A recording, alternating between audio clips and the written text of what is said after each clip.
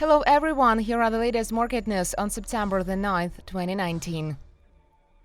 Japan's GDP growth slows in second quarter. Economy in Japan rose at a slower pace than initially estimated in the second quarter as the U.S China trade war prompted a downward revision of business spending. Weakness in the global economy and worsening trade protectionism have emerged as a risk to growth and added some pressure for the Bank of Japan to expand stimulus when it meets next week. The country's economy grew 1.3% year-on-year in April-June, official data showed on Monday, weaker than the initial estimate for 1.8% annualized growth and in line with economists' median forecasts. The annualized growth rate translates in a quarter-on-quarter expansion of 0.3% from January-March, compared with a preliminary reading for a 0.4% gain. Meantime, capital spending climbed 0.2% from the previous quarter, much lower than an initial 1.5% rise and the median forecast for a 0.7% increase. Apple will launch new iPhones on Tuesday. Apple Inc. Chief Executive Officer Tim Cook will unveil the latest iPhones in Cupertino, California on Tuesday. This is the company's most important day of the year. The smartphone makes up almost half of Apple's sales and new models will be another source of revenue. There will be 3 new models, Pro upgrades to the iPhone XS and iPhone XS Max, and the replacement for the iPhone XR. The company is also readying new Apple Watches. In the list of upgrades will be included better camera. New iPhone will have 3 cameras on the back for the wide-angle photography, high-resolution pictures, and much improved video recording. Upgrade for charging. Particularly devices like AirPods at the Apple Watch will be charged by laying them on the back of the phone. Better device survivability and other.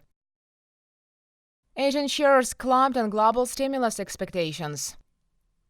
Stocks in Asia surged on Monday amid a cautious mood as investors rely that expected global stimulus will support growth in the world's major economies. Global equity markets also received a lift after the Chinese central bank's move on Friday to cut how much cash banks must hold in reserve. MSCI's broadest index of Asia-Pacific shares outside Japan rose 0.2%.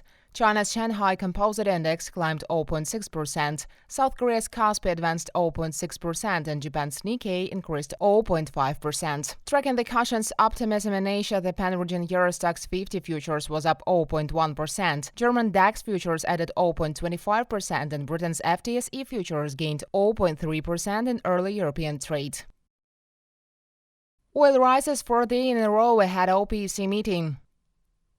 Oil extended gains into a 4th day as OPEC and its allies set to meet later this week to discuss compliance with output cuts, amid speculation that Saudi Arabia is likely to stick to its policy of controlling supply under its new energy minister, Prince Abdulaziz bin Salman. A 2-day meeting of the OPEC Plus Joint Technical Committee will start on Wednesday. The United Arab Emirates energy minister is saying there will be a push to get all members committed to curbs, though there is no recommendation to make deeper cuts. West Texas Intermediate oil for October delivery rose 68 cents to $57.20 a barrel on the New York Mercantile Exchange. The contract added 22 cents to $56.52 on Friday. Brent for November climbed 65 cents or 1.1% to $62.19 a barrel on the ICE Futures Europe Exchange. The contract capped a 4th weekly gain on Friday. The global benchmark traded at a $5.10 premium to WTI for the same month.